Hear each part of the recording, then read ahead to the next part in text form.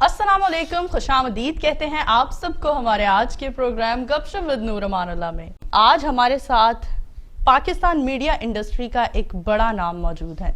ہم خوش قسمت ہیں کہ انہوں نے ہمارے لیے وقت نکالا۔ چلتے ہیں ان کی طرف۔ السلام علیکم۔ وقت نکالا کہ بچی تیرے ابا کی جوتیوں کو سلام۔ وہ اتنا بڑا آدمی تھا کہ آج کل میں کوئی انٹرویوز نہیں دے رہا ہے، ایک انٹرویو شاید اور ہے جو بڑی سفارش ہونے والا ہے، بٹ آئی کوڈ ناٹ سے نو ٹو یو۔ اللہ تعالیٰ ان کو کروٹ جنت نصیب کرے۔ He was such an asset of my country جس کو میں زندگی بھر نہیں بھول پاؤں گا۔ اس سے بڑوں نے سیکھا اور اس سے بڑے سیکھتے رہیں گے۔ تو تم یہ جملہ ہی نہ بولو۔ It is honour that his daughter is interviewing me. Thank you so much sir.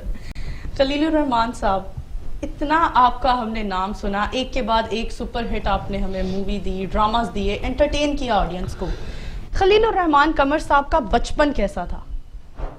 Angry boy. Actually, I was a different kind. I never wanted my elders to be lying. And I used to see جو بڑے ہیں نا میرے سامنے جھوٹ بولتے تھے اور چاہتے تھے کہ ان کے جھوٹ پہ پردے ڈال دیے جائیں، وہ مجھ سے برداشت نہیں ہوتا تھا۔ تو اس وجہ سے میں ریئیکٹ کرتا تھا بہت اسٹرانگلی۔ میں حیران ہوتا تھا یار یہ کیا کر رہے ہیں، مجھے تو درس دیتے ہیں صبح دن رات کہ سچ بولنا ہے، اور خود جھوٹ بولتے ہیں۔ کیا بات ہے، یعنی آپ میں بچپن سے ہی ایک انٹلیکچوئلزم تھا۔ یا میں آئی واز بورن رائٹر۔ سر اتنے آپ مطلب وسیع ذہن انسان ہیں، اتنے انٹیلیجنٹ ہیں، انٹلیکچوئل ہیں، جوانی کیسی گزری آپ کی؟ جوانی اچھی پڑھائی کرتے ہوئے۔ پڑھائی کرتے ہوئے کوئی جوانی کی محبت کا قصہ ہو؟ دیکھیے وہ ایک منگنی تھی میری، اس میں فیلنگز بھی تھیں، اور وہ میں آلریڈی صدقے تمہارے میں بول چکا، کہہ چکا، اور اس سے کہیں زیادہ وہ اس ڈرامے میں بھی اگر غور سے دیکھا جائے تو وہ لیس آف لو سٹوری اور مور دین ان بڈھوں کے کارنامے ہیں، جس پر مجھے بڑی خاندان کی طرف سے ریاکشن بھی آیا، لیکن میں ایسے لوگوں کو معاف کرنے والا نہیں تھا۔ تو actually that story was to be told to disclose and tell کہ وہ جو حاجی ہو کے بعد میں مر جاتے ہیں نا، وہ دراصل کیا ہوتے ہیں۔ بہت خوب۔ سر معاشرے کی توڑ پھوڑ پر اکثر ہم بہت سارے لوگ ہیں جو بات کرتے ہیں، ہمارا جو تھیٹر ہے وہ بدحالی کی طرف جا رہا ہے، اور تھیٹر ہر معاشرے کی عکاسی کرتا ہے۔ کیا ہمارے معاشرے کی عکاسی کر رہا ہے موجودہ تھیٹر؟ میں تو سمجھتا ہوں، پہلے میں یہ جملہ اس کو اس طرح نہیں مانتا تھا، لیکن شاید میرا تھیٹر میرے معاشرے کی ہی عکاسی کر رہا ہے۔ کیا ہمارا جب معاشرہ حرام کے پیسوں پر پلنے لگتا ہے، کرپشن جو ہے وہ باقاعدہ ایک کاروبار کی طرح آپ کی رگوں میں سرایت کر جاتی ہے اور آپ اس پر شرم نہیں کرتے، جب ماں بیوی بہن معشوقہ آپ کے پیسے گنتی ہیں، یہ نہیں پوچھتی کما کے کہاں سے لائے ہو، تو اسی طرح کا تھیٹر باقی بچ جاتا ہے، کیونکہ گھرانے تو ٹوٹ جاتے ہیں۔ آپ جب زیادہ پیسے کماتے ہیں تو گھر میں سب لوگ ایک دوسرے کے کانے ہوتے ہیں، اور کانوں میں کمیونیکیشن نہیں ہوتا، تو that is in house break up of the people.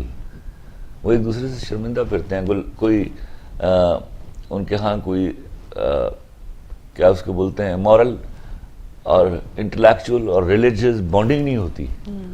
کیا بات کریں گے، کس بات پر آرگیو کریں گے؟ اس نے زیادہ غلط کمایا ہے، اس نے غلط کمایا ہوئے سے لے کے کھایا ہے، تو دو چور کیا بیٹھ کے سادوں کی باتیں کریں گے بھیا؟ بہت خوب۔ سر آگے فیوچر میں تھیٹر کے لیے کچھ کام کرنے کا سوچا آپ نے؟ نہیں، بالکل نہیں۔ میں آج تھیٹر کو مانتا ہی نہیں ہوں کہ وہ تھیٹر جو ہے وہ پریلیمنری انسٹیٹیوشن ہے، اس کو ہم نے اس طرح برباد کیا ہے۔ میں اب کیا کہوں، میرے منہ سے کچھ آپ کے بہت سے میرے جاننے والے ان میں جن کا نام آتا ہے ان سے میری اچھی سلام دعا بھی ہے، لیکن کیا ہے، روٹی کے لیے لوگ بکتے ہیں، چولہے جلانے کے لیے بعض اوقات اپنے افکار کو جلایا جاتا ہے۔ بالکل۔ سر لبرل خواتین کی ڈیفینیشن آپ کے نظر میں کیا ہے؟ یہ لبرل خواتین کی ڈیفینیشن لبرل خواتین سے پوچھیے، ان کی ڈیفینیشن ہے کیا؟ میں تمہیں ایک بات بتاؤں، ہمارے معاشرے کا یہ جو لبرل کا لفظ آیا، ہمارے ہاں نہیں ہوتا تھا. لبرل کو برا لفظ نہیں ہے کہ you think beyond the fundamental things. اجتہاد کرتے ہیں ہم. جب ہم اجتہاد کرتے ہیں تو ہم لبرل ہوتے ہیں. ہمیں اپنے مزاج کو نئے آنے والے زمانوں کے ساتھ ایڈجسٹ کرنا ہوتا ہے.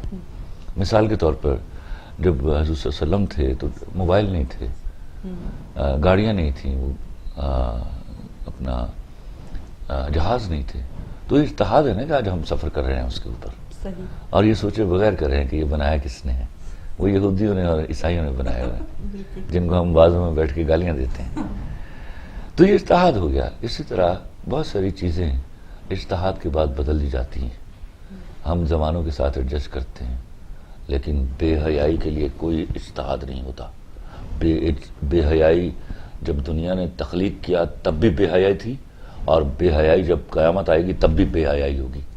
اس پر کوئی لبرل کہتا ہے تو تھوکی اس کے منہ کے اوپر, وہ آپ جیسی لڑکیوں کی توہین کر رہی ہیں. وہ 35-36 آنٹی ہیں, گولی مارو ان کو یار, آگے چلو. مٹی پاؤ, نہیں مٹی کو پاؤ, انہوں نے گولی مارو. ہاں سر, آج کل کے معاشرے میں گرل فرینڈ بوائے فرینڈ کا ایک ریلیشن بہت عام ہوتا جا رہا ہے ہماری یوتھ میں. ہماری یوتھ کو کیا نصیحت کریں گے آپ؟ میں اپنی یوتھ کو صرف کیا نصیحت کروں گا, ان کو شرم آنی چاہیے. میری یوتھ نے یہ سوچا ہی نہ کہ یار ہم جو بیٹھے نئے ماڈل کا موبائل کا انتظار کر رہے ہیں, نئی کمپیوٹر کی اجازت کا انتظار نہیں, کیا کارڈ بولتے ہیں اس کو, نئے کارڈ کا انتظار کر رہے ہیں. ہمارے اندر کب یہ غیرت آئے گی کہ ہم وہ خود بنانا شروع کریں گے اور وہ ماڈل ہم دیں گے دنیا کو. تو اب کسی بھی صورت میں تو بیسیکلی بھکاریوں کی طرح بیہیو کر رہے ہیں نا. You are waiting for the model which will be made by them. بالکل. تو شرم نہیں آتی؟ شرم سے ڈوب کے مر نہیں جاتے؟ آپ کب اجازت کرو گے؟ اور اس کے بعد آپ نے وہاں سے چیزیں کیا چرانی ہیں؟ Girl friend. تو پہلے تو میں نا, مردوں کو تو آپ سمجھا نہیں سکتے, وہ ناکارہ ہوتے ہیں اس حوالے سے. مرد جو ہے وہ گھات پر بیٹھا چور ہوتا ہے, لڑکی مان گئی تو گل ختم. یہ جو لفظ ایجاد کیا ہے نا لڑکی سے دوستی کا, یہ اتوں تک کڑی مانتی نہیں. تو یہ لڑکیوں کو احتیاط کرنی ہے, کیونکہ قابلیت, انکار کرنے کی قابلیت ان کے پاس ہوتی ہے. ان کو سمجھنا چاہیے لڑکے لڑکی میں کوئی دوستی نہیں ہوتی. وہ صرف وہ ہوتا ہے وہ ٹائم کس دن من گئی, کس دن وہ کروں گی تو کام نہ لا کے تو موڑے سے رکھ دے, بس that's the time he was waiting for. دوستی ختم. سر, ایک سے زیادہ شادیاں کرنے کے بارے میں آپ کیا خیال رکھتے ہیں؟ مردوں کو کیا نصیحت کرنا چاہیں گے؟ دیکھیے یہ سوال جا کے کسی مولوی مفتی سے پوچھے. سر وہ تو خود اس پر بڑا اچھے سے امپلیمنٹ کر رہے ہوتے ہیں اپنے اوپر کہ حوریں یہی دنیا میں مل رہی ہیں, ہمارے اچھے عمل ہیں اس لیے ہمیں دنیا میں. یہ مولوی کا سوال ہے, میرے حصے میں مت ڈالیے. ٹھیک ہے سر. سر, معاشرے میں آپ کی نظر میں خواتین کا کیا رول ہے؟ معاشرے میں خواتین کا ہی تو رول ہے, وہی they are my pride. I believe معاشرہ کبھی اچھے مرد کی وجہ سے نہیں چلتا, اچھی عورت کی وجہ سے چلتا ہے. اور اچھا مرد کبھی اچھی عورت سے اچھا نہیں ہوتا. That's my belief.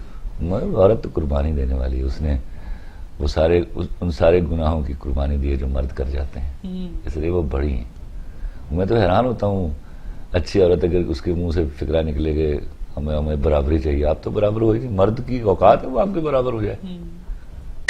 اچھی عورت کے برابر نہیں ہو سکتے کبھی مرد. سر, یہ معاشرے میں جی ایف بناتے ہیں, گرل فرینڈ بناتے ہیں, آدمی بہنیں کیوں نہیں بناتے؟ ہاں, میں ابھی ان سے کہہ رہا تھا, تو یہ تو سوال تم نے چرایا ہے نا. یہ تو سوال پوچھنا چاہیے کہ تم لوگ بہنیں کیوں نہیں بناتے یار. میں نے تمہیں بتایا یہ سب ایک فراڈ ہے. یہ ہم ہیں وہ کیا, وہ کوے جو ہمیشہ ہنس کی چال چلنا چاہتے ہیں. ہم نے ہر چیز تو باہر سے بورو کی ہوئی ہے. ہم انگریزی بول کر کسی کو بتا رہے ہوتے ہیں کہ وہ آئی ایم سو انٹیلیجنٹ, میں انگریزی بول لیتا ہوں, میری فلوئنسی اتنی ہے. اللہ لعنت. تو کسی کو چائنیز آتی ہے, میں تو اب لوگوں کو مشورہ دیتا ہوں کہ چائنیز سیکھ لو, جو انگریزی بولو تو سب نے چائنیز شروع کر دو. ایک زبان ہے نا بھائی, 6 مہینے میں کوئی زبان دنیا کی سیکھی جاتی ہے.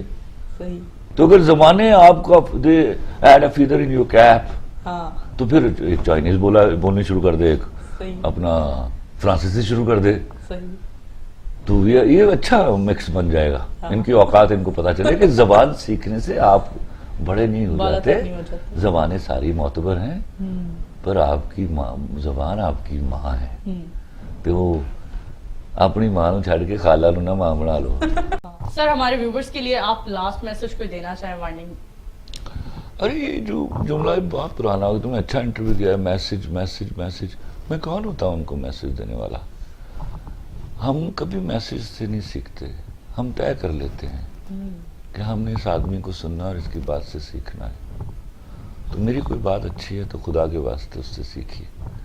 آپ کی بہت ضرورت ہے اس ملک کو. آپ کا ملک ایک بڑے ہی مشکل دوراہے پر کھڑا ہے.